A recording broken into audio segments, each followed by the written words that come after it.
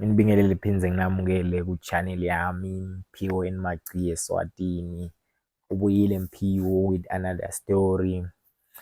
Lokunye ngifuna kukwengcisa, I'm still solo ngisebenza naye gcina macishi steady due to life situations ukhashanyana nami, but soon sidabe sikanye kanye sisebenza si-release more content. So namuhla ngifuna ukukucocela ukuthi how did I come up ku-release i-YouTube video yami yekucala, or ngenda kanjani ukuze ngigcine ngikhonile ku-release i-YouTube video yami yekucala. So mina ngafela in love na YouTube angiselangeni. I think about bengifundza form 3, nangifundza form 3 elangeni. So nangifundza form 3 elangeni, so okay, by the way elangeni bekune Wi-Fi cause bengihlala ngikhathi isigele. So nathi sathola indlela yokuthi sibe sikhone kuhlale si-logged in. So whatever abantu lebe bakwenda ku-internet, mina I used to go ka-YouTube, watch videos lapha nalapho, but then I came to love ukuthi hayi, why mina ngiphethe kubukela abantu, mina bangangibukela nini, uyabo. So I started researching ukuthi mina ngabe ngingenda njani ukuze ngiposte ama-video, but still ngangingadi ukuthi ngiyophostani cause fine bengingathi ukuthi okay, angisabi ukukhuluma ngekhamera, angisabi ukuperforma, angisabi uku-actor, but still bengingathi ukuthi ngidawenda ini. Luckily I made this channel which is called Eating Media, where laba anikatana khona ma-lessons about YouTube. Eventually abantu laba active ka-YouTube nalabafunda ka-YouTube ngicane sebadibene ne-channel efana na-Eating Media. So nami ngahamba ngathola ukuthi it's all about record. Tobona wena embili ukuthi kwenzekani kanti, but just press record. So nami ngadecide ukuthi no, ngifuna kushootha.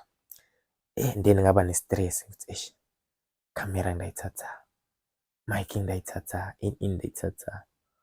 Hawu wakhanza ukuthi vele-ke iminyaka iyahamba, solo ngi-stressed, depressed ukuthi ngiyashutha ngani, ngakuthatha ukushootha. Phinze ngibuyele ka-Eating Media, then I got introduced ukuthi ku-easy kakhulu ukusebenza ka-YouTube. You can just do i-content by just using your phone njenganyalo, and use i-microphone. By then mina indlela ngashesha nganothisa ukuthi okay, ungayisebenzisa ma-earphones as i-source of i-microphone. So ngadecide ukuthi no, this year I'm investing.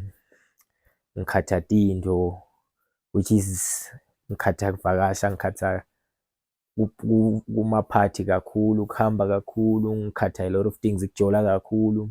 So nga-investa, ngathenga le phone lengishutha ngayo nyalo, but akusiyo ifoni lenganani, but it's a Samsung. Thenga 3,000.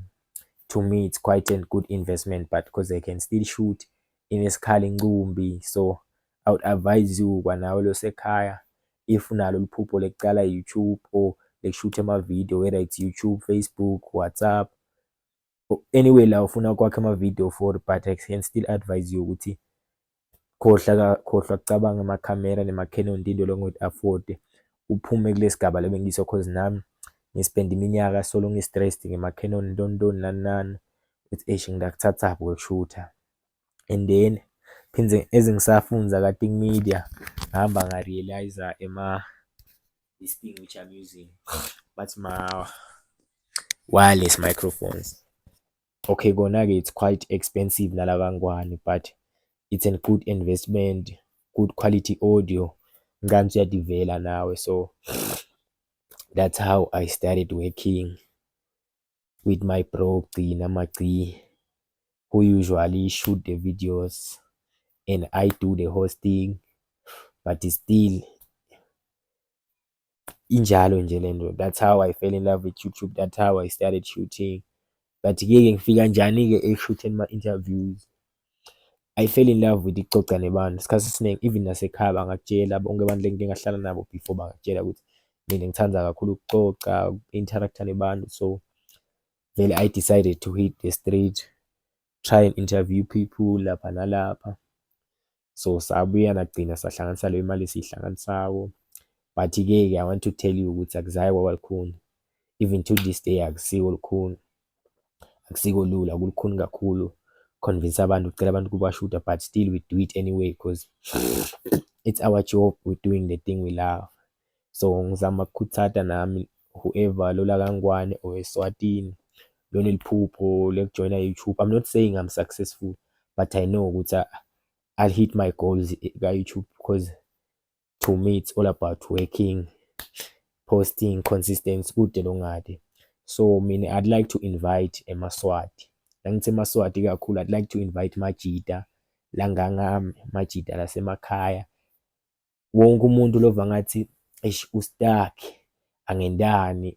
Mina lengingakusho, come join me, let's do this YouTube, come join me kule YouTube journey. Press record, shoot whatever you want, just post it online. Khohlwe ukucabanga ngemakhamera, amandondoni, macanon, khohlwe mic, just forget about yonke lento leyo. Sebenzise lokho lonyako, uqala kancane, usebenzise ma-earphones, uhamba uinveste, kushiyane ngebudget yakho ukuthi inganani. But nje that's how I fell in love with YouTube, ngajoyina ka-YouTube, and I'm still gonna be at YouTube, and I'm still gonna post, I'm still gonna work, and I'm still gonna give you more stories, I'm still gonna give you more interviews, I'm still gonna be there, and I'm going to be there. One of the top 10 Swazi YouTubers who did it using their phones, no Canon, no